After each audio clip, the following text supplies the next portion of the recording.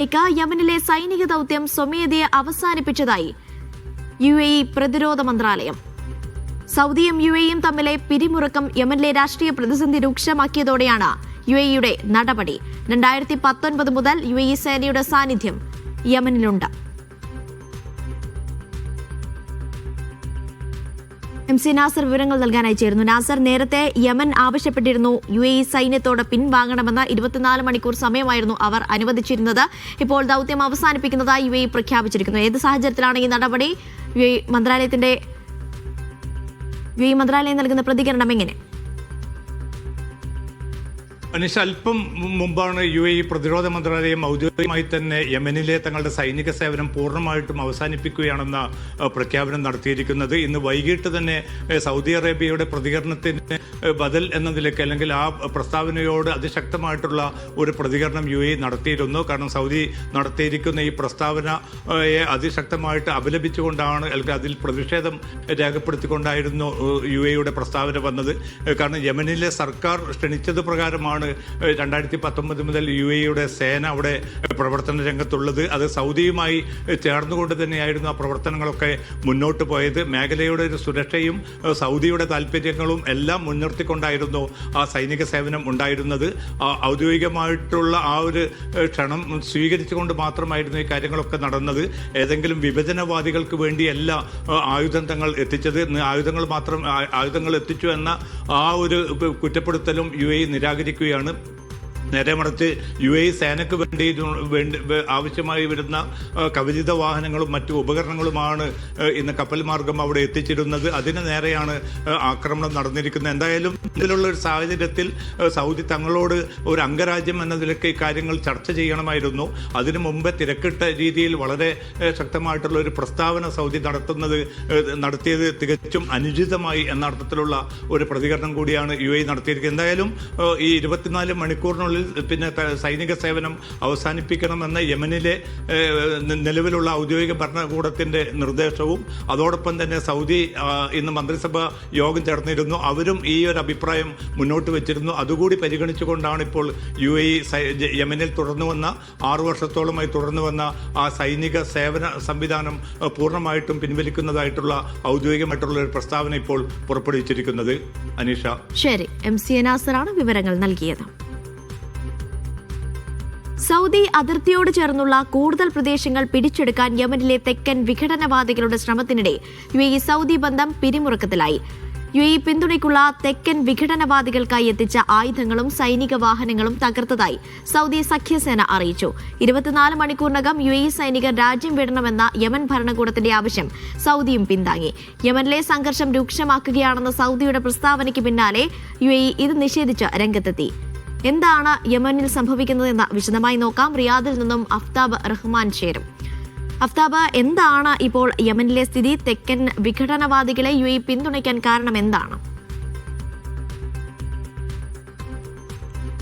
Saudi അറേബ്യയും UAEയും തമ്മിലുള്ള ഈ ഒരു പിരിമുറുക്കത്തിന്റെ പശ്ചാത്തലം യമന്റെ രൂപീകരണവുമായി ബന്ധപ്പെട്ട് തന്നെ നിലനിൽക്കുന്നതാണ്. അതിൽ ഏറ്റവും പ്രധാനപ്പെട്ട കാര്യം 1967 മുതൽ 1990 മെയ് മാസം വരെ യമൻ 2 രാജ്യമായിട്ടായിരുന്നു നിലനിന്നിരുന്നത്. ഇത് പറഞ്ഞാൽ മാത്രം എനിക്ക് പക്ഷേ പ്രേക്ഷകർക്ക് വളരെ എളുപ്പത്തിൽ ഇപ്പോഴുള്ള ഒരു സംഘർഷത്തിന്റെ ഒരു കാരണം മനസ്സിലാക്കാൻ സാധിക്കുകയുള്ളൂ. അതായത് 1967 മുതൽ 1990 വരെ 2 രാജ്യമായി തെക്കൻ യമനും വടക്കൻ യമനുമായിട്ടാണ് യമൻ എന്നറിയപ്പെടുന്ന രാജ്യം നിലനിന്നിരുന്നത്. 1990 മെയ് 22-നാണ് 2 യമനും കൂടി ചേർന്ന് ഒരൊറ്റ രാജ്യമായി മാറുന്നത്. പിന്നീട് അവിടെ സംഭവിക്കുന്നത് ഈ 2 പക്ഷത്തുള്ള ആളുകൾക്കും ഭരണത്തിൽ പ്രാതിനിധ്യം കൊടുത്തുകൊണ്ടുള്ള ഒരു ഭരണകൂടം രൂപീകരിക്കപ്പെട്ടു എന്നുള്ളതാണ്. അവർ പിന്നീട് കാലങ്ങളോളം ഭരണം തുടർന്നു. ഈ ഭരണം തുടരുന്ന സമയത്ത് തന്നെ തെക്കൻ യമന്റെ ഭാഗത്തുള്ള ആളുകൾക്ക്, തെക്കൻ വിഭജനവാദികൾക്ക് തെക്കൻ യമൻ പ്രത്യേക രാജ്യമായി നിലനിൽക്കണമെന്ന താല്പര്യമുണ്ടായിരുന്നു. അത് വർഷങ്ങളോളം തുടർന്നു.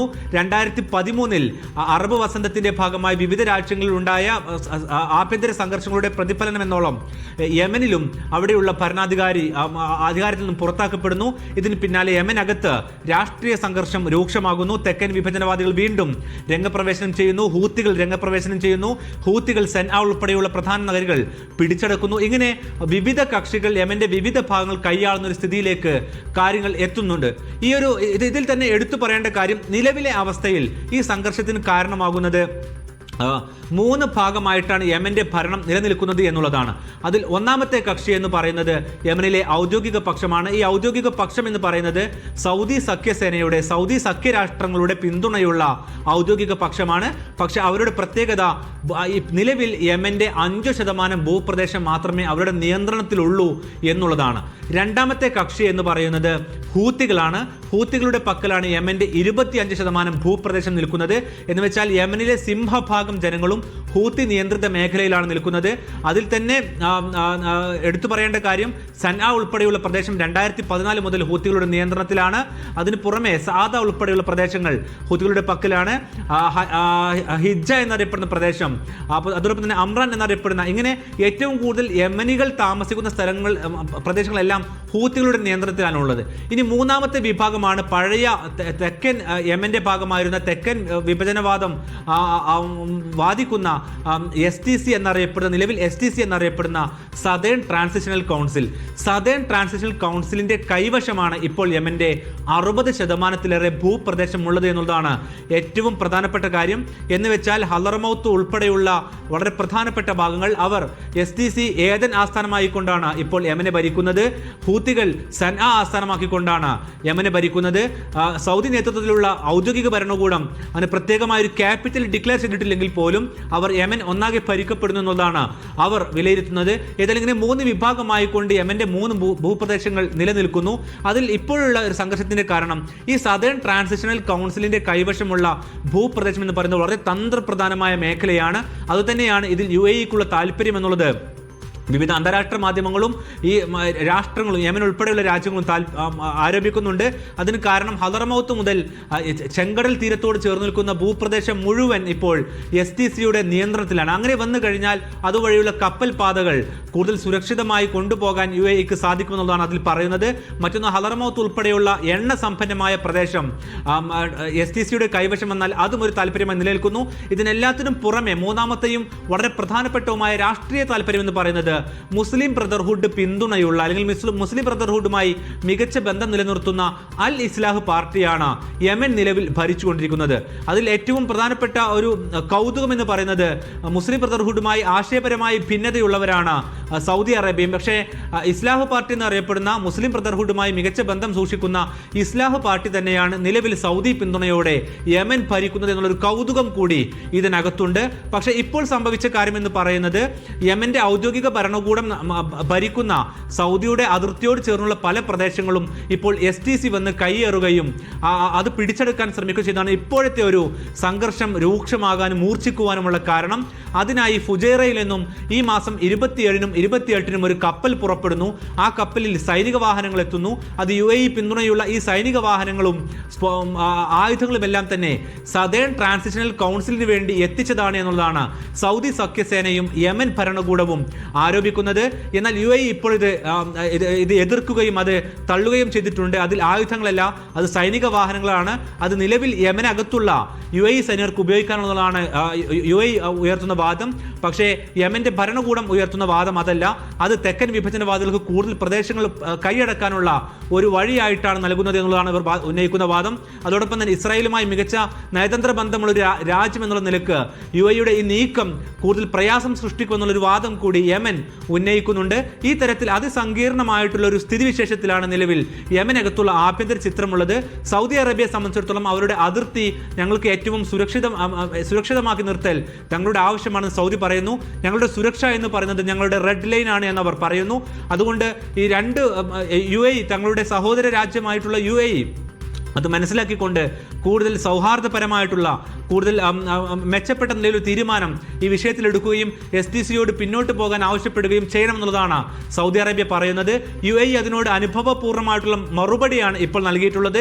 UAE പറയുന്നത് സംഘർഷത്തിലേക്ക് പോകുന്ന സാഹചര്യം ഒഴിവാക്കണമെന്നുള്ളതാണ് പറയുന്നത്. UAE STCയെ പിന്തുണക്കുന്നുണ്ടോ ഇല്ലയോ എന്നുള്ള കാര്യമൊന്നും ഇപ്പോൾ പറഞ്ഞിട്ടില്ല. പക്ഷേ ആയുധങ്ങൾ അതിനായി എത്തിച്ചതല്ല എന്നതാണ് അവർ പറയുന്ന വാദം. ഏതായാലും സംഘർഷം ലഘൂകരിക്കപ്പെടുന്ന ഒരു സ്ഥിതിവിശേഷത്തിലേക്ക് പോകണം എന്നുള്ളൊരു കാര്യത്തിലേക്ക് രണ്ടു കൂട്ടരും നിലവിലെത്തിയിട്ടുണ്ട്. പക്ഷേ ഈ സംഘർഷം പെട്ടെന്ന് അവസാനിക്കുമെന്ന് കരുതാനാകില്ല. കാരണം സൗദി അറേബ്യ ഉന്നയിച്ച അതിർത്തികളിൽ നിന്ന് പിൻവാങ്ങണമെന്നുള്ള സൗദി അറേബ്യയുടെ ആവശ്യം STC ഇപ്പോൾ തന്നെ തള്ളിയിട്ടുണ്ട്.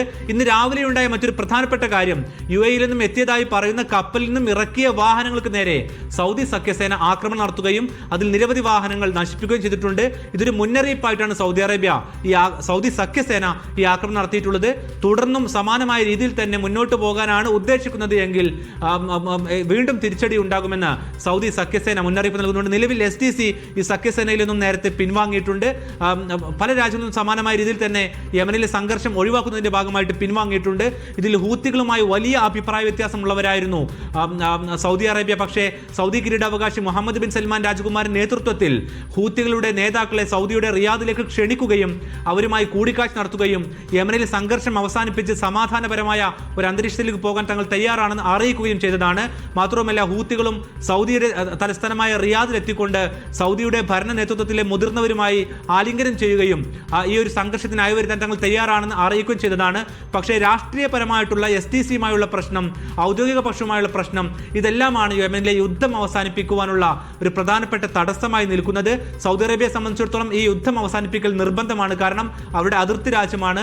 അവിടെ സംഘർഷം നിലനിർത്തിക്കൊണ്ട് സൗദി അറേബ്യ എന്ന രാജ്യത്തിന് മാത്രമായി വളരാനാകില്ല. ഒപ്പം എല്ലാവരും വളരണമെന്നതാണ് സൗദി അറേബ്യയുടെ നിലവിലുള്ള പോളിസി. അതുകൊണ്ടാണ് ഇറാനുമായി ഉൾപ്പെടെ സൗദി അറേബ്യ മികച്ച ബന്ധത്തിലേക്ക് പോവുകയും കൂടുതൽ വ്യാപാര കരാറിലേക്ക് അടക്കം പോവുകയും ചെയ്തത്. ഇപ്പോഴേ ഈ സംഘർഷത്തിൽ ഇനി ഇടപെടാവുന്ന ഒരു കക്ഷി എന്ന് പറയുന്നത് ഒമാനാണ്. ഒമാൻ ഉൾപ്പെടെയുള്ള രാജ്യങ്ങൾ ഈ വിഷയത്തിൽ ഇടപെടുകയും പ്രശ്നം പരിഹരിക്കാൻ ശ്രമിക്കുകയും ചെയ്തുകൊണ്ടിരിക്കുന്നുണ്ട്. അത് എത്രമാത്രം വിജയം കാണുമെന്നുള്ളത് ഈ യമൻ അകത്തുള്ള വിവിധ ഫാക്ഷനുകൾ, വിവിധ കക്ഷികൾ അവർ അതിനോട് എങ്ങനെ പ്രതികരിക്കുന്നു എന്നതിനെ ആശ്രയിച്ചാകും നിലനിൽക്കുക. ഏതായാലും GCC-യിലെ രണ്ട് പ്രധാനപ്പെട്ട രാജ്യങ്ങൾ സ്വാഭാവികമായിട്ടും ഇങ്ങനെ ഒരു പിരിമുറുക്കത്തിലേക്ക് പോകുമ്പോൾ അതിന്റെ പ്രതിഫലനം എണ്ണയിൽ ഉൾപ്പെടെ ഉണ്ടാകുമെന്നുള്ളതാണ് എല്ലാവരും വിലയിരുത്തുന്നത്. സ്വാഭാവികമായിട്ടും അത് വിലയേറ്റത്തിലേക്കോ മറ്റോ നീങ്ങിപ്പോകുമെന്നുള്ളൊരു കാര്യം കൂടി അതിനകത്തുണ്ട്. ഇങ്ങനെ വ്യത്യസ്തമായ രാഷ്ട്രീയ ചിന്തകളാലും രാഷ്ട്രീയ വിഷയങ്ങളാലും സങ്കീർണമായി നിൽക്കുകയാണ് യമനകത്തുള്ള ചിത്രം. അഫ്താബ് റഹ്മാനാണ് വിശദ വിവരങ്ങൾ നൽകിയത്. ഒരു വാർത്തയിലേക്കാണ്. ഗസ വെടിനിർത്തൽ രണ്ടാം ഘട്ടം സംബന്ധിച്ച വ്യക്തത രൂപപ്പെടുത്താതെ അമേരിക്കയിലെ ഫ്ലോറിഡയിൽ നടന്ന ട്രംപ് നെതന്യാഹു കൂടിക്കാഴ്ച. രണ്ടാം ഘട്ടം ഉടൻ ഉണ്ടാകുമെന്ന് ട്രംപ് പറഞ്ഞു. ഹമാസിനെ നിരായുധീകരിക്കുകയോ തുടച്ചു നീക്കുകയോ ചെയ്യുമെന്നും ഇറാൻ ഭീഷണി ഇല്ലാതാക്കുമെന്നും ട്രംപിന്റെ മുന്നറിയിപ്പ്. ആക്രമിച്ചാൽ മാരകമായി തിരിച്ചടിക്കുമെന്ന് ഇറാന്റെ താക്കീത്. ഗസയുടെ പുനർനിർമ്മാണം ഉടൻ നടക്കുമെന്ന് US പ്രസിഡന്റ് ഡൊണാൾഡ് ട്രംപ് പ്രതികരിച്ചു. റഫ അതിർത്തി തുടർന്ന് ഗസയിലേക്ക് ഉടൻ കൂടുതൽ സഹായം എത്തിക്കണമെന്ന് 8 യൂറോപ്യൻ രാജ്യങ്ങളും കാനഡ, ജപ്പാൻ എന്നീ രാജ്യങ്ങളും സംയുക്ത പ്രസ്താവനയിൽ ആവശ്യപ്പെട്ടു. MC നാസർ വിവരങ്ങൾ നൽകാനായി ചേരുന്നുണ്ട്. MC നാസർ, ഈ പറഞ്ഞതുപോലെ തന്നെ ആദ്യഘട്ട കരാർ യാഥാർത്ഥ്യമായതിനു ശേഷവും ഗസയിൽ ആക്രമണം തുടർന്ന് ഇസ്രായേലിനെയാണ് കണ്ടത്. അതുകൊണ്ട് തന്നെ ഇന്നലെ അർദ്ധരാത്രിയോട് നടന്ന കൂടിക്കാഴ്ചയെ വലിയ പ്രതീക്ഷയോടെയാണ് ലോകം ഉറ്റുനോക്കിയത്. പക്ഷേ ആ കൂടിക്കാഴ്ചയിൽ പ്രതീക്ഷിച്ച പോലെ ഒന്നും സംഭവിച്ചിട്ടൊന്നുമില്ല എന്നതാണ് യാഥാർത്ഥ്യം. രണ്ടാം ഘട്ടം ഉടൻ യാഥാർത്ഥ്യമാകും എന്ന് പറയുമ്പോഴും എന്താണ് അതിലിപ്പോൾ നിലനിൽക്കുന്ന അനിശ്ചിതത്വം? ഇസ്രായേലിന്റെ എന്ത് നിലപാടാണ് അവിടെ നിലനിൽക്കുന്നത്? നസർ. അനിഷ, വലിയ പ്രതീക്ഷയോടുകൂടി തന്നെ ആയിരുന്നു ഇന്നലെ ഇസ്രായേൽ പ്രധാനമന്ത്രി ബെന്യാമിൻ നെതന്യാഹുവും അതോടൊപ്പം തന്നെ അമേരിക്കൻ പ്രസിഡന്റ് ഡൊണാൾഡ് ട്രംപും തമ്മിൽ ഫ്ലോറിഡയിൽ നടന്ന ചർച്ച. ദീർഘനേരം ആ ചർച്ചകൾ നടന്നു. അതിൻ്റെ ഔദ്യോഗികമായിട്ടുള്ള വിവരങ്ങൾ ഇനിയും, ഔദ്യോഗികമായിട്ടുള്ള ഒരു പ്രതികരണം ഇനിയും പുറത്തു വന്നിട്ടില്ല. കാരണം എന്ന് മുതൽ ഈ രണ്ടാം ഘട്ട വെടിനിർത്തൽ പ്രാബല്യത്തിൽ വരും, എന്തായിരിക്കും അതിൻ്റെ സ്വഭാവം, ഏതർത്ഥത്തിലായിരിക്കും ആ വെടിനിർത്തലിൻ്റെ രണ്ടാം ഘട്ടം മുന്നോട്ട് പോവുക എന്നതുൾപ്പെടെയുള്ള പ്രധാന ചോദ്യങ്ങൾക്ക് ഇനിയും ഉത്തരം നൽകാൻ ട്രംപോ നെതന്യാഹുവോ തയ്യാറായിട്ടില്ല.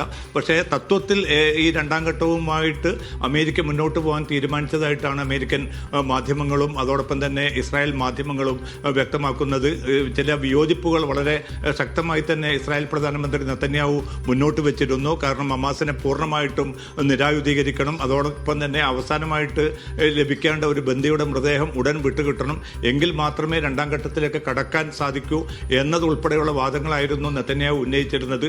പക്ഷേ 20 സമാധാന പദ്ധതിയുമായിട്ട് മുന്നോട്ട് പോകണമെന്ന നിർദ്ദേശം ട്രംപും അതോടൊപ്പം തന്നെ US സ്റ്റേറ്റ് സെക്രട്ടറി ഉൾപ്പെടെയുള്ളവരും മുന്നോട്ട് വെച്ചു. തത്വത്തിൽ ഇത് നെതന്യാഹുവിനെ കൊണ്ട് അംഗീകരിപ്പിക്കാൻ സാധിച്ചു എന്നാണ് അമേരിക്കൻ മാധ്യമങ്ങൾ റിപ്പോർട്ട് ചെയ്യുന്നത്. ഇനി പ്രയോഗതലത്തിൽ പിന്നെ ഏതൊക്കെ സ്വഭാവത്തിലായിരിക്കും ഇത് വരിക എന്ന കാര്യത്തിലാണ് ഇനി വ്യക്തത വരേണ്ടതുള്ളത്. എന്തായാലും വളരെ ശക്തമായിട്ടുള്ള ഒരു മുന്നറിയിപ്പാണ് മുമ്പ് പല ഘട്ടങ്ങളിലും നൽകിയതുപോലെ തന്നെ ഇന്നലെയും ട്രംപ് ഹമാസിന് നൽകിയിരിക്കുന്നത്. സ്വമേധയാ നിരായുധീകരണത്തിന് തയ്യാറാകണം, അതിന് നിശ്ചിതമായിട്ടുള്ള ഒരു സമയം അനുവദിക്കും, അതിനു മുമ്പ് ഈ നിരായുധീകരണം നടപ്പാക്കിയിട്ടില്ലെങ്കിൽ സൈനികമായി തന്നെ അത് നേരിടും, ഏറ്റവും നരകതുല്യമായിട്ടുള്ള ഒരു അവസ്ഥ ഹമാസിനെ കാത്തിരിക്കുന്നുവെന്ന് മുമ്പൊക്കെയും പല തവണ താക്കീത് ചെയ്ത അതേ സ്വരത്തിലായിരുന്നു ഇന്നലെയും ട്രംപ് സംസാരിച്ചത്. പക്ഷേ ഈ ഇടക്കാല സർക്കാരിന്റെ രൂപവൽക്കരണം അതോടൊപ്പം തന്നെ അന്താരാഷ്ട്ര സേനയുടെ വിന്യാസം ഇതുമായി ബന്ധപ്പെട്ട കാര്യങ്ങളിൽ ഇനിയും വ്യക്തത വന്നിട്ടില്ല.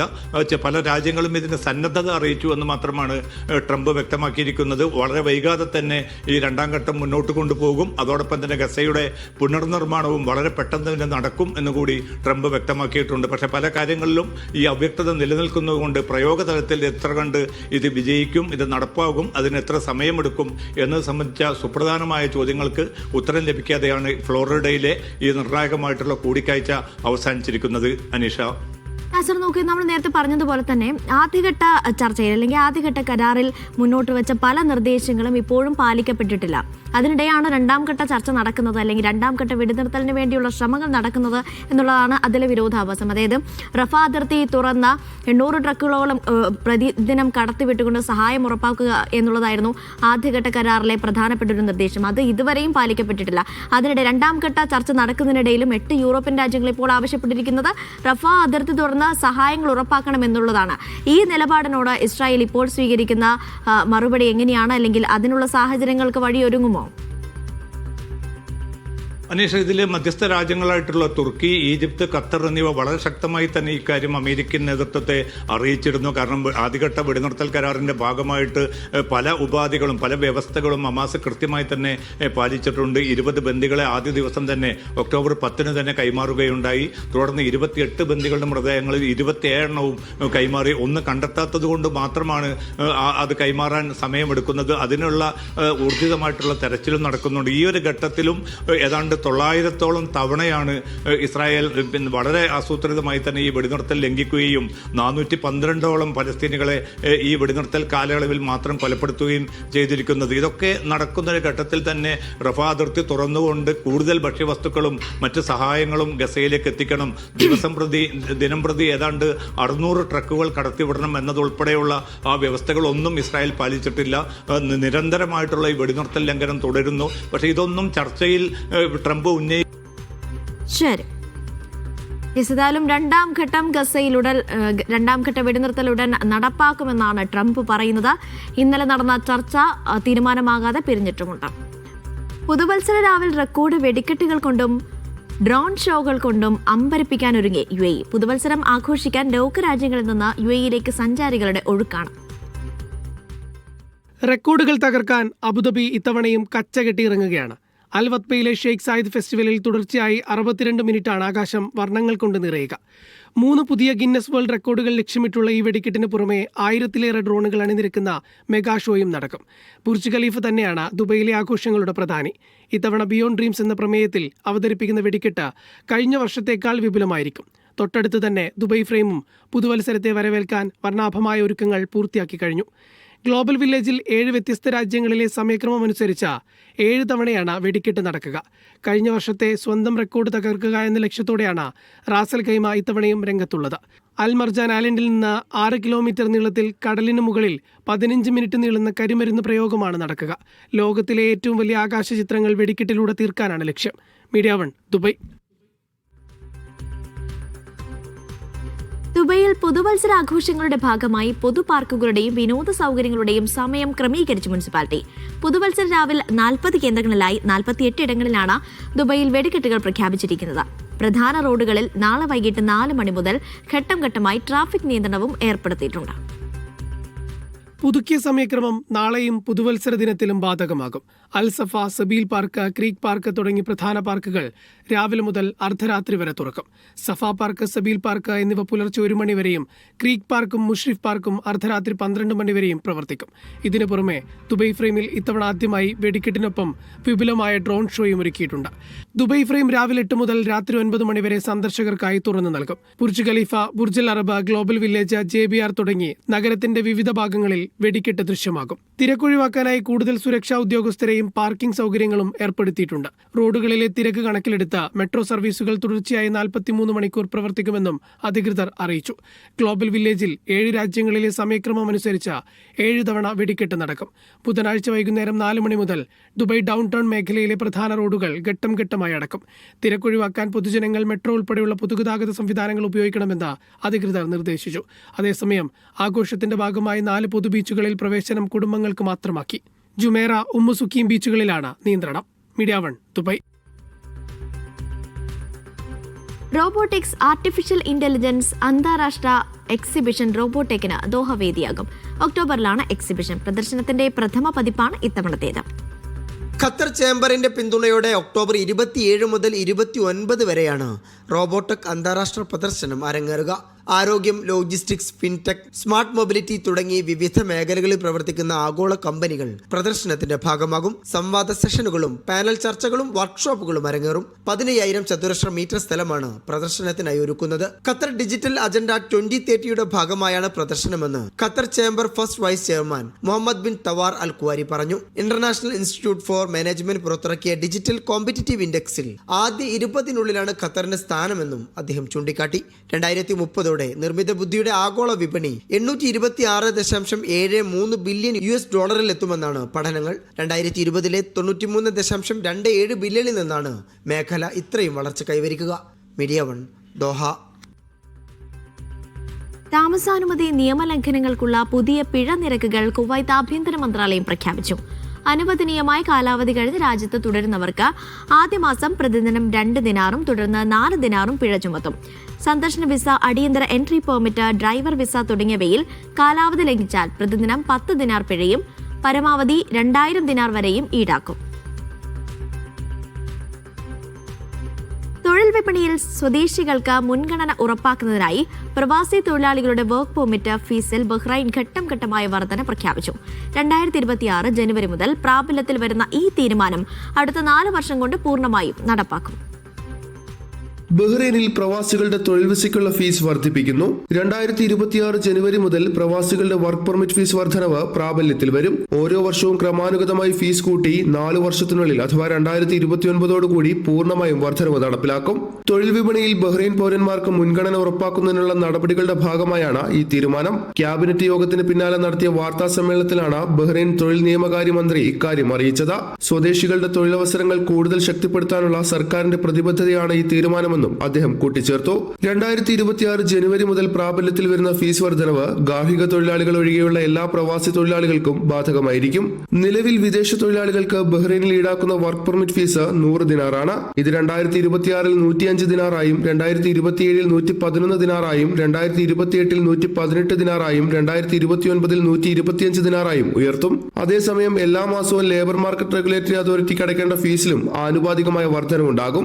ഇതോടൊപ്പം പ്രവാസികളുടെ വാർഷിക മെഡിക്കൽ ഇൻഷുറൻസ് ഫീസിലും വർധനവ് വരുത്തും. നിലവിൽ 72 ദിനാറാണ് പ്രവാസികളുടെ മെഡിക്കൽ ഇൻഷുറൻസ് ഫീസ്. അത് 2026-ൽ 90 ദിനാറായും 2027-ൽ 108 ദിനാറായും 2028-ൽ 126 ദിനാറായും 2029-ൽ 144 ദിനാറാക്കിയും ഉയർത്തും. Media 1 Bahrain. സൗദിയുടെ വിവിധ പ്രദേശങ്ങളിൽ പൊടിക്കാറ്റും മഴയും തുടരും. നേരിയ തോതിലാണ് മഴയെത്തുക. സൗദിയുടെ വടക്ക് കിഴക്കൻ നഗരങ്ങളിൽ തണുപ്പും ശക്തമാകുന്നുണ്ട്. പൊടിക്കാറ്റുള്ള സ്ഥലങ്ങളിൽ യാത്രക്കാർ ജാഗ്രത പാലിക്കണമെന്ന് നിർദ്ദേശമുണ്ട്. സൗദിയുടെ വിവിധയിടങ്ങളിൽ പൊടിക്കാറ്റും നേരിയ മഴയും തുടരുമെന്നാണ് കാലാവസ്ഥാ കേന്ദ്രത്തിന്റെ മുന്നറിയിപ്പ്. അൽജൌഫ്, വടക്കൻ അതിർത്തികൾ എന്നീ മേഖലകളിലും ഹായിൽ, ഖസീം, റിയാദ്, കിഴക്കൻ മേഖലകളുടെ ചില ഭാഗങ്ങളിലുമാണ് പൊടിക്കാറ്റ് തുടരുക. പ്രദേശങ്ങളിൽ ദൂരക്കാഴ്ച കുറയുന്നതിനാൽ ജാഗ്രത പാലിക്കണമെന്ന് കേന്ദ്രം നിർദ്ദേശിച്ചു.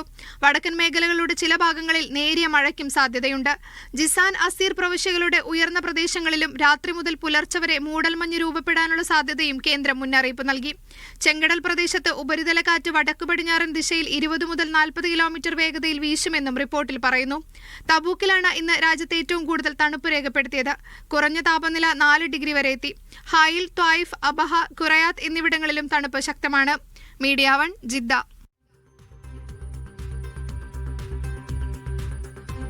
സൗദിയിലെ ഹായിലിൽ സ്കൂളുകളുടെ പ്രവർത്തന സമയത്തിൽ മാറ്റം വരുത്തി. തണുപ്പ് വർദ്ധിച്ച സാഹചര്യത്തിലാണ് പുതിയ സമയക്രമം. സ്കൂളുകൾ രാവിലെ 9 മണിക്ക് ആരംഭിക്കും. കഠിനമായ തണുപ്പ് തുടരുന്ന സാഹചര്യത്തിലാണ് തബൂക്കിന്റെ പിന്നാലെ ഹായിൽ മേഖലയിലും സ്കൂൾ പ്രവർത്തന സമയത്തിൽ മാറ്റം വരുത്തിയത്. വിദ്യാർത്ഥികളുടെ ആരോഗ്യ സുരക്ഷ മുൻനിർത്തിയാണ് വിദ്യാഭ്യാസ ഡയറക്ടറേറ്റിന്റെ പുതിയ സമയക്രമം. ജനുവരി 4 മുതൽ 9 വരെ ദിവസങ്ങളിലാണ് മാറ്റം. പുതിയ അറിയിപ്പ് പ്രകാരം ക്ലാസുകൾ രാവിലെ 9 മണിക്കും പരീക്ഷകൾ 10 മണിക്കുമാണ് ആരംഭിക്കുക. ഹായിലിലും പരിസര പ്രദേശങ്ങളിലും താപനില 3 ഡിഗ്രി വരെ താഴ്ന്നിരുന്നു. വരും ദിവസങ്ങളിൽ തണുപ്പ് ഇനിയും വർദ്ധിക്കുമെന്ന കാലാവസ്ഥാ നിരീക്ഷണ കേന്ദ്രത്തിന്റെ മുന്നറിയിപ്പും പരിഗണിച്ചാണ് തീരുമാനം. രാജ്യത്തെ വിവിധ പ്രദേശങ്ങളിൽ തണുപ്പ് വർദ്ധിച്ചിട്ടുണ്ട്. അധ്യയനവും പഠനവും എളുപ്പമാക്കാൻ പുതിയ സമയക്രമം സഹായകമാകും. Sabith Saleem, media 1 Jeddah. യുഎഇയിൽ ഇന്നും ശക്തമായ പൊടിക്കാറ്റ്. വടക്ക് പടിഞ്ഞാറൻ കാറ്റിനെ തുടർന്ന് രാജ്യത്ത് യെല്ലോ അലർട്ടും പ്രഖ്യാപിച്ചിരുന്നു. പൊടിക്കാറ്റിനെ തുടർന്ന് ദൂരക്കാഴ്ച കുറഞ്ഞതിനാൽ വാഹനങ്ങൾ ജാഗ്രത പാലിക്കണമെന്നും മുന്നറിയിപ്പുണ്ട്. മണിക്കൂറിൽ 40 കിലോമീറ്റർ വരെ വേഗതയിലാണ് കാറ്റ് വീശിയത്. വരും ദിവസങ്ങളിലും ശക്തമായ കാറ്റുണ്ടാകാൻ സാധ്യതയുണ്ടെന്നും മുന്നറിയിപ്പുണ്ട്. ഒമാനിൽ ഉപഭോക്തൃ സംരക്ഷണ അതോറിറ്റിയുടെ വെബ്സൈറ്റിന്റെ വ്യാജം നിർമ്മിച്ച് തട്ടിപ്പ് നടക്കുന്നുണ്ടെന്ന് റോയൽ ഒമാൻ പോലീസ് അറിയിച്ചു. അക്കൗണ്ട് വിവരങ്ങൾ ശേഖരിച്ച് ഉപഭോക്താക്കളുടെ അക്കൗണ്ടുകളിൽ നിന്ന് പണം പിൻവലിക്കുന്നതായാണ് തട്ടിപ്പ് സംഘത്തിന്റെ രീതിയെന്നും ROP പറയുന്നു. ഒമാനിൽ ഉപഭോക്തൃ സംരക്ഷണ അതോറിറ്റിയുടെ വെബ്സൈറ്റിന്റെ വ്യാജം നിർമ്മിച്ച് ഓൺലൈൻ തട്ടിപ്പുകൾ വർദ്ധിക്കുന്നതായി റോയൽ ഒമാൻ പോലീസിന്റെ മുന്നറിയിപ്പ്. തട്ടിപ്പുകാർ ഔദ്യോഗിക സൈറ്റിന്റെ ഡിസൈനും ഉള്ളടക്കവും സമാനമായി രൂപകൽപ്പന ചെയ്താണ് പ്രവർത്തിക്കുന്നത്. ഇതുവഴി ഉപഭോക്താക്കളുടെ വ്യക്തിഗത വിവരങ്ങളും ബാങ്കിംഗ് വിശദാംശങ്ങളും കൈക്കലാക്കുകയാണ്. പിന്നീട് ഈ ഡാറ്റ ഉപയോഗിച്ച് ഇരകളുടെ അക്കൗണ്ടിൽ നിന്ന് പണം പിൻവലിക്കുന്നതുമാണ് രീതി. ഒമാനിൽ ഇത്തരം തട്ടിപ്പ് ശ്രമങ്ങൾ വർദ്ധിക്കുന്നതായി criminal investigation and enquiries general director നിരീക്ഷിച്ചിട്ടുണ്ട്. ഓൺലൈൻ പ്ലാറ്റ്ഫോമുകളിലായി ഇടപെടുമ്പോൾ ജാഗ്രത പുലർത്താനും വിവരങ്ങൾ നൽകുന്നതിന് മുമ്പ് വെബ്സൈറ്റിന്റെ ആധികാരികത ഉറപ്പാക്കാനും അധികൃതർ നിർദ്ദേശിക്കുന്നുണ്ട്. സേവനങ്ങൾ നൽകുമ്പോൾ ഉപഭോക്തൃ സംരക്ഷണ അതോറിറ്റി ബാങ്ക് കാർഡ് വിശദാംശങ്ങളോ സെൻസിറ്റീവ് ഫിനാൻഷ്യൽ വിവരങ്ങളോ ആവശ്യപ്പെടാറില്ലെന്ന് അധികൃതർ പറയുന്നുണ്ട്. ഔദ്യോഗിക സർക്കാർ ചാനലുകൾ മാത്രം ഉപയോഗിക്കാനും സംശയാസ്പദമായ പ്രവർത്തനങ്ങൾ ഉടൻ റിപ്പോർട്ട് ചെയ്യാനും പൊതുജനങ്ങളോട് പോലീസ് ആവശ്യപ്പെട്ടു. Media 1 Muscat. കുവൈത്തിൽ കോടതി ഫീസുകൾ വർദ്ധിപ്പിച്ചു. നീതിന്യായ മന്ത്രാലയം പുറത്തിറക്കിയ സർക്കുലർ പ്രകാരം വിധികളുടെ പകർപ്പുകൾക്ക് 1 പേജിന് 500 ഫിൽസും കേസ് രേഖകളുടെ സർട്ടിഫിക്കറ്റുകൾക്ക് 1 ദിനാറും ഫീസ് ഈടാക്കും. വിധിയുടെ ആദ്യ പകർപ്പ് സൗജന്യമായിരിക്കുമെന്നും തുടർന്ന് ആവശ്യപ്പെടുന്ന പകർപ്പുകൾക്ക് പേജ് അടിസ്ഥാനത്തിൽ ഫീസ് ബാധകമാക്കുമെന്നും മന്ത്രാലയം വ്യക്തമാക്കി. ദുബായ് ഇന്റർനാഷണൽ സിറ്റിയിൽ പെയ്ഡ് പാർക്കിംഗ് ഏർപ്പെടുത്തുന്നു. ഫെബ്രുവരി 1 മുതൽ പാർക്കിങ്ങിന് പണം നൽകേണ്ടി വരും. രാവിലെ 8 മുതൽ അർദ്ധരാത്രി വരെയാണ് പെയ്ഡ് പാർക്കിംഗ് ബാധകം. ഞായറാഴ്ചകളിലും പൊതു അവധി ദിവസങ്ങളിലും പാർക്കിംഗ് സൗജന്യമായിരിക്കും. 30 മിനിറ്റ് സമയത്തേക്ക് 2 ദിർഹവും 1 മണിക്കൂർ നേരത്തേക്ക് 3 ദിർഹവുമാണ് നിരക്ക്.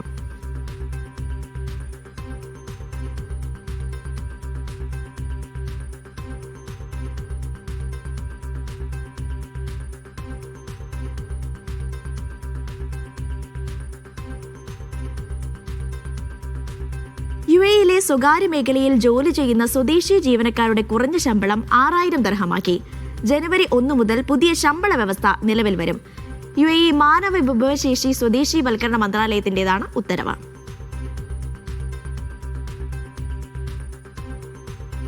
സൗദിയിൽ സംശയാസ്പദമായ ലിങ്കുകൾ പരിശോധിക്കാൻ സൈബർ സെക്യൂരിറ്റി അതോറിറ്റിയുടെ പുതിയ സംവിധാനം ഏർപ്പെടുത്തി. ലിങ്കുകളിൽ ക്ലിക്ക് ചെയ്യുന്നതിന് മുമ്പ് ഇവ കോപ്പി ചെയ്ത് വിശ്വാസ്യത ഉറപ്പാക്കാൻ കഴിയും. ഇതിനായി പ്രത്യേക പ്ലാറ്റ്ഫോമാണ് ഒരുക്കിയിട്ടുള്ളത്. tahqiq.hasin.gov.sa എന്ന വെബ്സൈറ്റ് ഉപയോഗിച്ചാണ് ലിങ്കുകളുടെ വിശ്വാസ്യത ഉറപ്പാക്കാൻ കഴിയുക. ക്ലിക്ക് ചെയ്യുന്നതിന് മുൻപ് ലിങ്കുകൾ പേസ്റ്റ് ചെയ്ത് ഇവിടെ പരിശോധിക്കാം. ഇതിലൂടെ ലിങ്ക് വ്യാജമാണെങ്കിൽ മനസ്സിലാക്കാൻ കഴിയും. ഇതുവഴി തട്ടിപ്പുകൾ തടയലാണ് ലക്ഷ്യം. വാട്സപ്പ് വഴിയും സംവിധാനം ഉപയോഗപ്പെടുത്താം. വാട്സപ്പ് നമ്പറിലേക്ക് ലിങ്കുകൾ അയച്ചാലും സേവനം ലഭ്യമാകും. സൈബർ സെക്യൂരിറ്റി അതോറിറ്റിയുടെ തഹ്ഖഖ് പ്ലാറ്റ്ഫോം വഴിയാണ് പുതിയ സൗകര്യം ലഭ്യമാക്കുന്നത്. ഡാറ്റകൾ ചോർത്തൽ, സൈബർ സുരക്ഷയെക്കുറിച്ചുള്ള അജ്ഞത തുടങ്ങിയവ ഇല്ലാതാക്കലാണ് ലക്ഷ്യം. സൈബർ കുറ്റകൃത്യങ്ങൾ വ്യാപകമാകുന്ന സാഹചര്യത്തിലാണ് തീരുമാനം. Vishal Cherpulassery, media 1, Riyadh. Saudi bin Laden ഗ്രൂപ്പിന്റെ കടങ്ങൾ ഏറ്റെടുത്ത സൗദി ധനമന്ത്രാലയം ഭൂരിഭാഗം ഓഹരിയും ഔദ്യോഗികമായി സ്വന്തമാക്കി. കമ്പനിയുടെ നിലവിലുള്ള കടങ്ങൾ ഓഹരികളാക്കി മാറ്റി മൂലധനം വർദ്ധിപ്പിക്കാൻ ഓഹരി ഉടമകൾ അനുമതി നൽകിയതോടെയാണ് ഇത് സാധ്യമായത്. ജിദ്ദ ടവർ ഉൾപ്പെടെ വൻകിട പദ്ധതികളിൽ കമ്പനി ഇതോടെ സജീവമാകും. ഒരു കാലത്ത് സൗദിയിലെ ഏറ്റവും വലിയ നിർമ്മാണ കമ്പനിയായിരുന്നു ബിൻ ലാദൻ ഗ്രൂപ്പ്. പ്രവാസികളൊക്കെ ആവേശത്തോടെ ഈ കമ്പനിയിൽ ജോലി ലഭിക്കാൻ മത്സരിച്ച കാലമുണ്ടായിരുന്നു. മക്ക ഹറമിന്റെ ഉൾപ്പെടെ നിർമ്മാണത്തിൽ സിംഹഭാഗങ്ങളും സ്വന്തമാക്കിയ കമ്പനി. ഹറം ക്രെയിൻ അപകടത്തോടെ കമ്പനിയുടെ നിലതെറ്റി. ഭീമമായ സംഖ്യ നഷ്ടപരിഹാരം ഉൾപ്പെടെ നൽകേണ്ടി വന്നതോടെ കമ്പനിയുടെ അടിപതറി. വർഷങ്ങളായി സാമ്പത്തിക പ്രതിസന്ധി നേരിട്ടിരുന്ന ബിൻ ലാദൻ ഗ്രൂപ്പിന്റെ ഉയർത്തെഴുന്നേൽപ്പാണ് പുതിയ ഇടപാട്. സൗദി ധനമന്ത്രാലയം ബിൻ ലാദൻ ഗ്രൂപ്പിന്റെ 86% ഓഹരി ഏറ്റെടുത്തു. ഇതോടെ ധനമന്ത്രാലയം കടങ്ങൾ ഓഹരികളാക്കി മാറ്റി. ഇതോടെ കമ്പനിയുടെ ഭാരിച്ച കടബാധ്യതകൾ തീർക്കാനാകും. ബാലൻസ് ഷീറ്റ് ശക്തമാകുകയും പ്രവർത്തനം കൂടുതൽ സുഗമമാവുകയും ചെയ്യും. നേരത്തെ ധനമന്ത്രാലയം ബാങ്കുകളുമായി ചേർന്ന് 23 ബില്യൺ റിയാലോളം വായ്പയും ക്രമീകരിച്ചിരുന്നു. ആയിരക്കണക്കിന് ഇന്ത്യക്കാരുൾപ്പെടെ ജോലി ചെയ്തിരുന്ന ബിൻ ലാദൻ ഗ്രൂപ്പിന്റെ തിരിച്ചുവരവ് റിയൽ എസ്റ്റേറ്റ് രംഗത്തും തൊഴിൽ രംഗത്തും ഉണർവുണ്ടാക്കും. 2 കിലോമീറ്റർ ഉയരത്തിൽ ലോകത്തിലെ ഏറ്റവും വലിയ കെട്ടിടമാകാൻ ഒരുങ്ങുന്ന ജിദ്ദ ടവർ നിർമ്മാണം കമ്പനിയാകും പൂർത്തിയാക്കുക. Media 1, Riyadh. ജിദ്ദയിലെ പുതിയ ഇന്ത്യൻ ഹജ്ജ് കൌൺസിലുമായി സദഫ് ചൌധരി ചുമതലയേറ്റു. ഹജ്ജ് കൌൺസിൽ തസ്തികയിലെത്തുന്ന ആദ്യ വനിതാ IFS ഉദ്യോഗസ്ഥയാണ് സദഫ് ചൌധരി. ഉത്തരാഖണ്ഡിലെ റൂർക്കി സ്വദേശിയാണ്. സൗദിയിൽ ഇന്ത്യൻ ഹജ്ജ് തീർത്ഥാടകരുടെ കാര്യങ്ങൾ ഏകോപിപ്പിക്കുന്ന ചുമതല ഇദ്ദേഹത്തിനായിരിക്കും. ബീഹാറിലെ ചമ്പാരൻ സ്വദേശിയാണ്.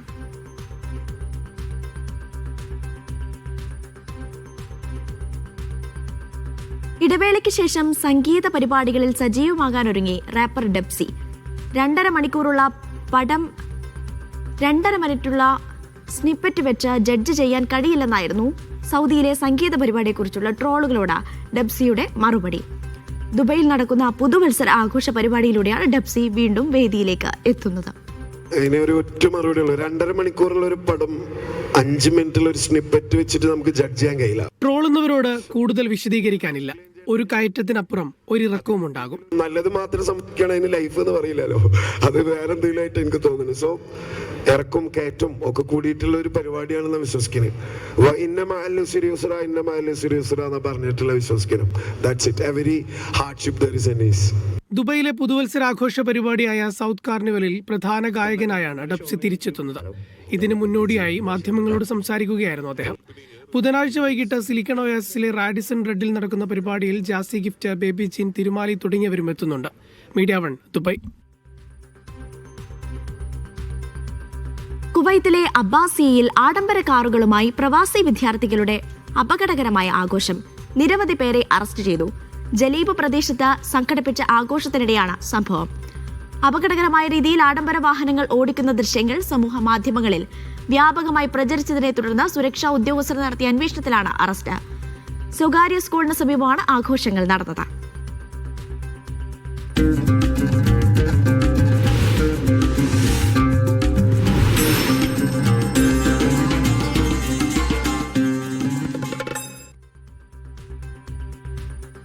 സൗദിയിലെ റിയാദിൽ വിവിധ രാജ്യങ്ങളുടെ പരമ്പരാഗത ഉൽപ്പന്നങ്ങളുടെ പ്രദർശനം അടുത്ത മാസം 3 അവസാനിക്കും. ഈജിപ്ത്, കെനിയ, സൗദി തുടങ്ങിയ രാജ്യങ്ങളുടെ ഉൽപ്പന്നങ്ങളാണ് പ്രധാനമായും പ്രദർശനത്തിനും വിൽപ്പനയ്ക്കുമായി ഒരുക്കിയിട്ടുള്ളത്. റിയാദ് എക്സ്പോ സെന്ററാണ് വേദി.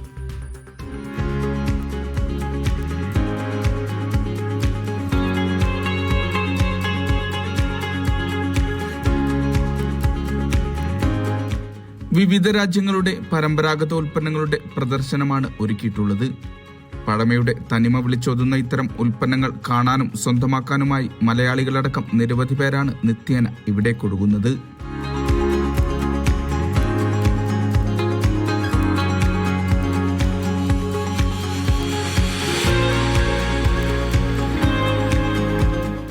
Egypt, Kenya, Saudi, Pakistan, Oman, Jordan തുടങ്ങിയ രാജ്യങ്ങളുടെ സംസ്കാരവുമായി ബന്ധപ്പെട്ട ഉൽപ്പന്നങ്ങൾ ഇവിടെ കാണാം.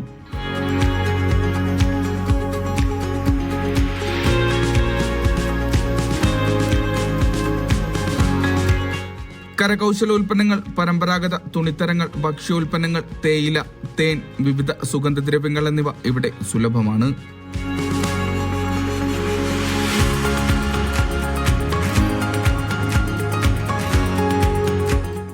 വിവിധ സ്റ്റാളുകളിലായിട്ടാണ് പ്രദർശനം.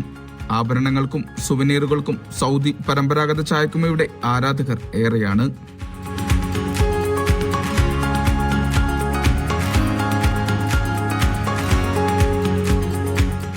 റിയാദിലെ എക്സ്പോ സെന്റർ മെട്രോ സ്റ്റേഷൻ അടുത്തുള്ള എക്സ്പോ സെന്ററാണ് വേദി.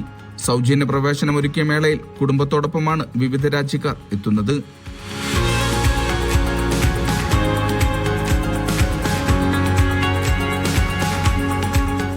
അടുത്ത മാസം 3 വരെയായിരിക്കും മേള തുടരുക.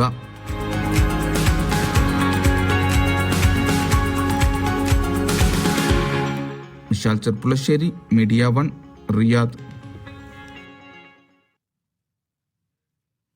ഇപ്പോൾ ലഭിച്ചൊരു വാർത്തയിലേക്കാണ്. കൊല്ലം ചാത്തന്നൂർ തിരുമുക്കിൽ വ്യാപാര സ്ഥാപനത്തിൽ തീപിടുത്തം. ടോറിയൻ മെറ്റൽസ് എന്ന സ്ഥാപനത്തിലാണ് തീപിടുത്തമുണ്ടായത്. ഫയർഫോഴ്സ് എത്തി തീ അണയ്ക്കാൻ ശ്രമം തുടങ്ങി.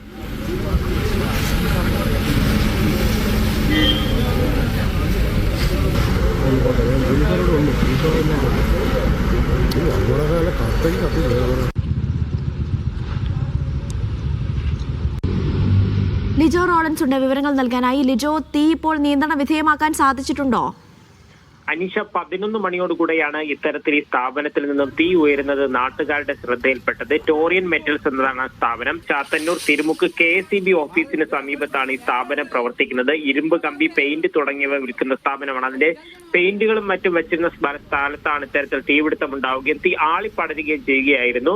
കൊല്ലം ജില്ലയിലെ വിവിധ ഭാഗത്ത് ചാത്തന്നൂരിൽ നിന്നും ഒപ്പം തന്നെ ഈ കൊല്ലത്ത് നിന്നുമൊക്കെയുള്ള ഫയർഫോഴ്സ് അവിടെ എത്തി തീ അണയ്ക്കാനുള്ള ഒരു ശ്രമം ആണ് ഇപ്പോൾ നടത്തിക്കൊണ്ടിരിക്കുന്നത്. ഈ കത്തി വളരെ വേഗത്തിൽ തന്നെ തീപിടിക്കുന്ന വസ്തുക്കൾ ഉള്ളത് കൊണ്ട് തന്നെ തീ ആളിക്കത്തുകയും ചെയ്യുന്നുണ്ട്. ദേശീയപാതയ്ക്ക് സമീപത്ത് നിന്നും കുറച്ച് മാറിയായിട്ടാണ് ഈ സ്ഥലം ഉള്ളത്. എന്തായാലും വലിയ ശ്രമമാണ് ഇപ്പോൾ ഫയർഫോഴ്സ് ഉദ്യോഗസ്ഥർ നടത്തിക്കൊണ്ടിരിക്കുന്നത്. തീ ഇപ്പോഴും പൂർണ്ണമായി നിയന്ത്രണ വിധേയമായിട്ടില്ല. തൊട്ടടുത്ത് മറ്റേ വലിയ വീടുകളും മറ്റും ഇല്ലാത്തതാണ് ഒരു ആശ്വാസകരമായിരിക്കുന്ന കാര്യം. പക്ഷേ അടുത്തോട്ടേക്കൊന്നും ഇത് പടർന്ന് പിടിക്കാതിരിക്കാനുള്ള ശ്രമവും ഫയർഫോഴ്സിന്റെ ഭാഗത്തു നിന്നും നാട്ടുകാരുടെ ഭാഗത്തു നിന്നും ഇപ്പോൾ നടത്തുന്നുണ്ട്. കൊല്ലം ചാത്തന്നൂരിലെ വ്യാപാര സ്ഥാപനത്തിലാണ് തീപിടുത്തം ഉണ്ടായിരിക്കുന്നത്. തീ നിയന്ത്രണ വിധേയമാക്കാനുള്ള ശ്രമമാണ് പുരോഗമിക്കുന്നത്. ലിജോ റോളൻസ് ആണ് വിവരങ്ങൾ നൽകിയത്. പുതുവർഷത്തിൽ കാർണിവൽ ഒരുക്കി Saudi Al Khobar Lulu hypermarket. സംഗീതാസ്വാദനത്തോടൊപ്പം രുചി വൈവിധ്യങ്ങൾ നുകരാൻ സൗകര്യങ്ങൾ ഒരുക്കിയാണ് കാർണിവൽ ഒരുക്കിയിരിക്കുന്നത്. ഒപ്പം കുട്ടികൾക്കും മുതിർന്നവർക്കും പങ്കെടുക്കാവുന്ന സാംസ്കാരിക പരിപാടികളും അരങ്ങേറും.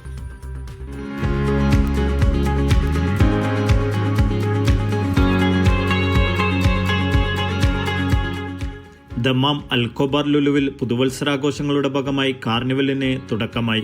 ഉപഭോക്താക്കൾക്ക് കലാസ്വാദനത്തോടൊപ്പം രുചിവൈവിധ്യങ്ങളും ആസ്വദിക്കാനുള്ള സൗകര്യങ്ങളാണ് മേളയിൽ ഒരുക്കിയിരിക്കുന്നത്.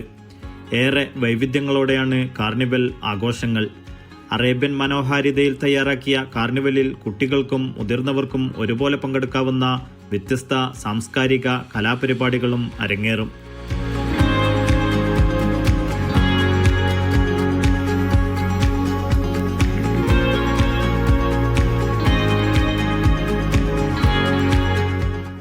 Arabic vibes, Pinoy fest, barbecue nights, radio Mirchi show തുടങ്ങി വ്യത്യസ്ത അനുഭവങ്ങളാണ് ഉപഭോക്താക്കൾക്കായി ഇവിടെ ഒരുക്കിയിരിക്കുന്നത്. ഒരാഴ്ച നീണ്ടു നിൽക്കുന്ന മേള ജനുവരി 3 വരെ തുടരും.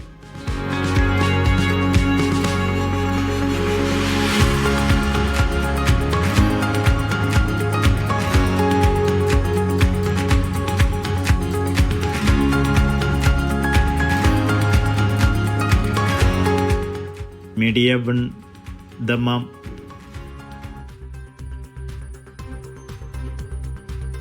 പുതുവത്സരാഘോഷങ്ങളുടെ ഭാഗമായി സൗദിയിൽ new year mega midnight sale ഒരുക്കി മാർക്ക് ആൻഡ് സേവ. ഈ മാസം 31-ന് വൈകുന്നേരം 6 മണി മുതലായിരിക്കും ഓഫർ ആരംഭിക്കുക. 8 മണിക്കൂർ നീണ്ടു നിൽക്കുന്നതായിരിക്കും ഓഫർ.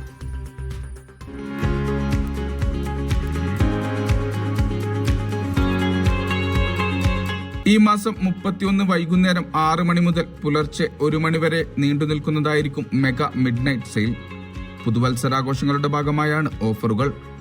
8 മണിക്കൂർ തുടർച്ചയായി നീളുന്ന മിഡ് നൈറ്റ് സെയിലിൽ പ്രത്യേക ഓഫറുകളും ആകർഷകമായ വിലക്കിഴിവുകളും ലഭ്യമാകും.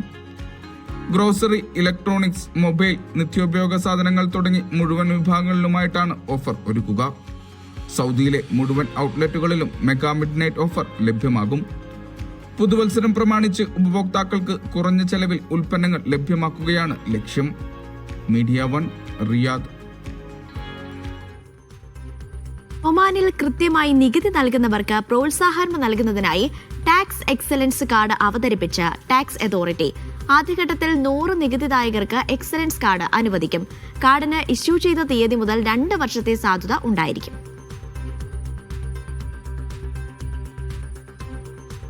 ദമാം അൽക്കോബാറിലെ ലോകകപ്പ് ഫുട്ബോൾ സ്റ്റേഡിയം നിർമ്മാണത്തിന്റെ ഏറ്റവും പുതിയ വിവരങ്ങൾ പുറത്ത്. കായിക മന്ത്രാലയമാണ് ഈ വിവരങ്ങൾ പുറത്തുവിട്ടത്. സ്റ്റേഡിയത്തിലേക്കുള്ള നടപ്പാതകളുടെയും മൈതാനത്തിന്റെയും നിർമ്മാണ പ്രവൃത്തികൾ അതിവേഗം പുരോഗമിക്കുകയാണ്. 2026 അവസാനത്തോടെ നിർമ്മാണം പൂർത്തിയാക്കാനുള്ള ഒരുക്കങ്ങളാണ് പുരോഗമിക്കുന്നത്.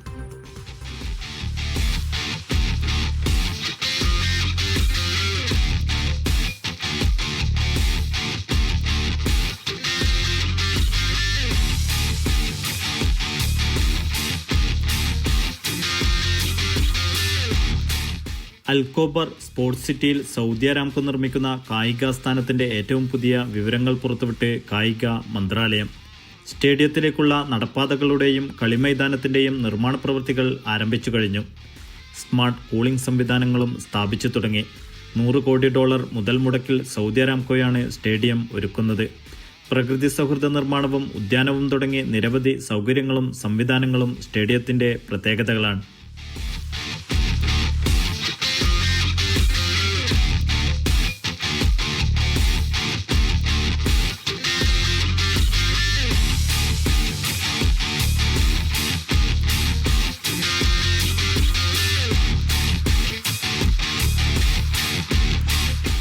ഫുട്ബോൾ സ്റ്റേഡിയം എന്നതിലുപരി സംയോജിത മൾട്ടി ഉപയോഗ കായിക കേന്ദ്രമായാണ് സമുച്ചയം ഒരുങ്ങുന്നത്. സ്റ്റേഡിയത്തിലേക്കുള്ള പ്രവേശനം സുഗമമാക്കുന്നതിന് പ്രധാനപ്പെട്ട 3 റോഡുകളിൽ നിന്നും ഓവർ ബ്രിഡ്ജുകളും പദ്ധതിയുടെ ഭാഗമാണ്.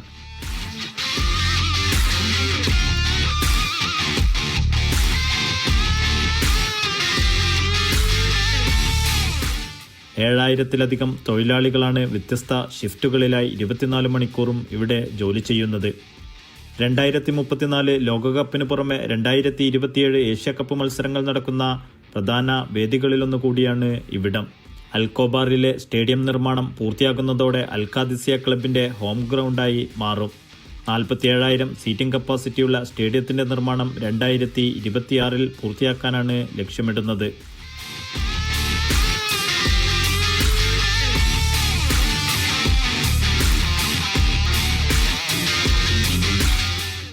Naushad Rikkur, media 1, Dammam. 11ാമത് ഒമാൻ ഡെസേർട്ട് മാരത്തൺ ജനുവരി 10 ആരംഭിക്കും. നോർത്ത് ഷർക്കിയ ഗവർണറേറ്റിലെ ബിദിയയിലാണ് 5 ദിവസം നീണ്ടു നിൽക്കുന്ന സാഹസിക കായിക മാമാങ്കം ഒരുങ്ങുന്നത്. മണൽപ്പരപ്പിലെ പോരാട്ടത്തിന് നോർത്ത് ഷർക്കിയ ഗവർണറേറ്റിലെ ബിദിയയാണ് വേദിയാവുന്നത്. ജനുവരി 10 തുടങ്ങുന്ന സാഹസിക മാമാങ്കം 5 ദിവസം നീണ്ടു നിൽക്കും. ലോകത്തിന്റെ വിവിധ ഭാഗങ്ങളിൽ നിന്നുള്ള പ്രഗത്ഭരായ താരങ്ങളും അമേച്ചർ ഓട്ടക്കാരും മത്സരത്തിൽ മാറ്റുരക്കും. ബിദിയയിലെ അൽവാസിൽ ഗ്രാമത്തിൽ നിന്ന് ആരംഭിച്ച് സൗത്ത് ഷർക്കിയയിലെ ഗാഹിദ് കടൽ തീരത്ത് അവസാനിക്കുന്ന രീതിയിലാണ് മാരത്തണിന്റെ പാത ക്രമീകരിച്ചിരിക്കുന്നത്. ഏകദേശം 165 കിലോമീറ്റർ ദൈർഘ്യമുള്ള പ്രധാന മാരത്തണിന് പുറമെ 100 കിലോമീറ്റർ നടത്തം, കുട്ടികൾക്കും കുടുംബങ്ങൾക്കുമായി പ്രത്യേക വിഭാഗങ്ങൾ തുടങ്ങി വിവിധ ഇനങ്ങളിലായി മത്സരങ്ങൾ നടക്കും. ഇന്റർനാഷണൽ ഓർഗനൈസേഷനായ ഷിറേസിൽ നിന്ന് അക്രഡിറ്റേഷൻ ലഭിക്കുന്ന മിഡിൽ ഈസ്റ്റിലെ ആദ്യത്തെ ഇവന്റ് എന്ന പ്രത്യേകതയും ഒമാൻ ഡെസേർട്ട് മാരത്തണിനുണ്ട്. ദീർഘദൂര ഓട്ടങ്ങളിൽ സ്ത്രീകളുടെ പങ്കാളിത്തം വർദ്ധിപ്പിക്കുന്നതിനായുള്ള മാരത്തണിന്റെ പ്രതിബദ്ധതയാണ് ഈ അംഗീകാരം കാണിക്കുന്നത്. Media 1, Muscat. കുവൈത്തിൽ സന്ദർശന വിസ നടപടിക്രമങ്ങൾ കൂടുതൽ ലളിതമാക്കി സർക്കാർ. ഡിജിറ്റൽ സംവിധാനത്തിലൂടെ 5 മിനിറ്റിനുള്ളിൽ വിസിറ്റ് വിസ ലഭിക്കുന്ന സംവിധാനം നിലവിൽ വന്നതായി ആഭ്യന്തര മന്ത്രാലയം അറിയിച്ചു. സഹ്ല, കുവൈത്ത് വിസ തുടങ്ങിയ ഡിജിറ്റൽ ആപ്പുകൾ വഴി റെസിഡൻസി സേവനങ്ങളുടെ 85%-ലധികവും ഇപ്പോൾ 24 മണിക്കൂറും ഓൺലൈനായി ലഭ്യമാണ്. നിയമപരമായ നിയന്ത്രണങ്ങളിൽ വിട്ടുവീഴ്ച ചെയ്യാതെയാണ് നടപടിക്രമങ്ങൾ വേഗത്തിലാക്കിയതെന്നും അധികൃതർ വ്യക്തമാക്കി. അതിനിടെ സർക്കാർ പ്രഖ്യാപിച്ച പുതിയ റെസിഡൻസി നിയമം നവംബർ 23 മുതൽ പ്രാബല്യത്തിൽ വന്നു. രാജ്യത്തിന്റെ ഡിജിറ്റൽ പരിവർത്തനത്തിന്റെയും സാമ്പത്തിക പുരോഗതിയുടെയും ഭാഗമായാണ് നിയമപരിഷ്കാരം. പുതിയ നിയമപ്രകാരം റെസിഡൻസി വിസകൾ 9 വിഭാഗങ്ങളായും വിസിറ്റ് വിസകൾ 12 വിഭാഗങ്ങളായും തരംതിരിച്ചിട്ടുണ്ട്. വിദേശ നിക്ഷേപകർക്ക് 15 വർഷം വരെ താമസാനുമതിയും കുവൈത്ത് സ്ത്രീകളുടെ കുട്ടികൾക്കും സ്വത്തുടമകൾക്കും 10 വർഷത്തെ റെസിഡൻസിയും അനുവദിക്കും. എല്ലാ ജോലി വിസിറ്റ് വിസകൾക്കും പ്രതിമാസം 10 ദിനാർ ഫീസ് നിശ്ചയിച്ചിട്ടുണ്ട്. Media 1 Kuwait city. Muslim League ദേശീയ വൈസ് പ്രസിഡന്റ് കെ സൈൻലാബിദിന് മുംബൈ KMCC സ്വീകരണമൊരുക്കി. മുംബൈ പത്രാഗർ ഭവനിൽ നടന്ന സ്വീകരണ സമ്മേളനം ലീഗ് സംസ്ഥാന സെക്രട്ടറി ഷാഫി ചാലിയം ഉദ്ഘാടനം ചെയ്തു. KMCC national committee treasurer KMA Rahman ഉപഹാരം നൽകി.